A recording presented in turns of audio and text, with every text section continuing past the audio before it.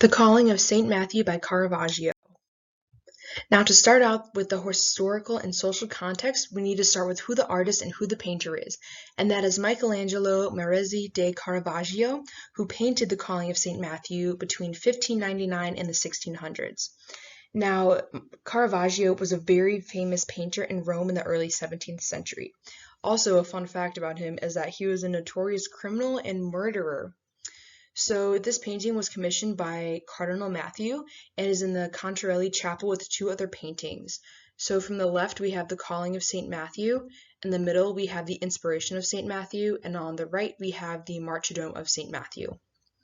Now, something interesting about this that Caravaggio brings, and also in the Baroque period, is the combination of tenebroso, which is thus the exaggeration of light and darkness, with Baroque naturalism. Now, something more socially that was going on at this time was the reformatory appeal to senses, and this was to more easily communicate the message of the church. The church presented art in a relatable and very naturalistic way so all people could relate to it. This would help people understand the message of the church and would be relevant to all people. So the visual analysis, the painting of the Calling of St. Matthew is 127 inches by 130 inches and is an oil painting on canvas. So the whole story revolving around this painting is from Matthew 9:9, which is Christ calling upon St. Matthew. Before he was a saint, just Matthew. He was a tax collector, and Christ called him to be a disciple and a follower of Jesus. So here in this, just looking at the painting, we see this is St. Matthew just being a tax collector with, I assume, are his colleagues here, other tax collectors. And this is Christ right here with St. Peter right in front of him. Now, as we can see, they are sitting outside of a tavern because the window is open right here, and they're sitting on benches here. Yes.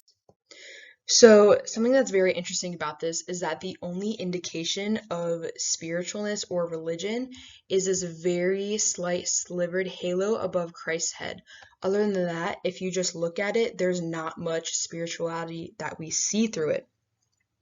Now, also we see with the figures is that they are all wearing contemporary attire. They're all plebeian, which just means that they are Roman commoners. So these figures are people that you would see walking around on the streets at that time. We can see this with their puffy sleeves and the feathers in their hats. Also, something interesting about this is that in the High Renaissance time, painters or artists, the way to depict divine people would be to make them very beautiful, to give them no blemishes, make them very pure looking. But in this, Caravaggio actually makes them very realistic. As we can see, they have wrinkles, they have suntan lines, and they have dirt under their fingernails. So that's something that we have not really seen before in religious contexts. Now, something more that goes on in this picture is the extreme light and dark contrast. So as we can see here, it is very dark, and the only source of light is right up here, illuminating from the upper right corner, which diagonally goes down from the top of Christ's head down to Matthew. Something interesting to point out too is that Christ and St. Matthew are the main figures or main characters of the painting, of the story, yet they're actually kind of hidden in the painting. So here we see that St. Matthew is pretty much covering all of Christ except his head and his arm and finger. And here, even though Matthew is in the center of them, he's very cluttered around these other figures we see here. So these two figures, these two men on the left, we assume that they are tax collectors, and what's interesting about them is that they are so succumbed by this money on the table that they don't even look up, they don't even glance at Christ over here. Now these two on the right here, the guy facing away from us, he's actually armed and is leaning forward towards Christ and Peter in a very menacingly type of way. Now this figure we have here is leaning back against Matthew, away from Christ and Peter, possibly seeking Matthew's protection, or is very timid against those people. Now here we see that Christ and Peter are pointing towards Matthew. So Christ is calling Matthew to be a disciple of him, and then we see here that Peter is imitating Christ in that. Now, something interesting and significant about that is that in the Bible, Peter is considered the foundation of the church. He's the rock in which the church is built on. And the name Peter in Greek literally means rock. And here we see Matthew pointing to himself, asking himself, are you talking about me? Why would you call on me out of all people? And as I explained before, Matthew is a tax collector. And at that time in the Bible, tax collectors were not people that you wanted to be around. They were not very liked at all.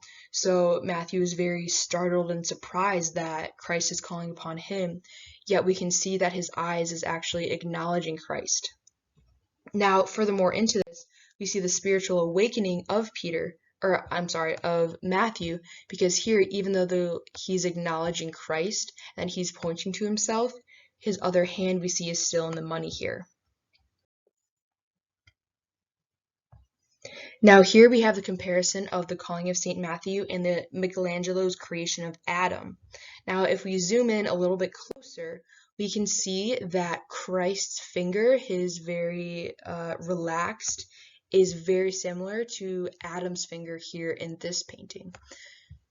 Something that's very interesting about it, though, is that Christ is not resembling God in this. He is resembling Adam, because in the Bible, Christ does not resemble God. He resembles the new creation, the new Adam, to save mankind. The significance of this is that in the Baroque period, art breaks down the distance and separation between our world, the real world, and the world of the painting. Also, Caravaggio introduces Rome to the northern development of art, which is of the everyday elements and scenes of people in contemporary clothing, and brings this into Rome and presents that to those people. This is also Caravaggio's first major church commission and painting. And this painting, The Calling of St. Matthew, is a great way to communicate the message of the church and the message of what is said. Thank you.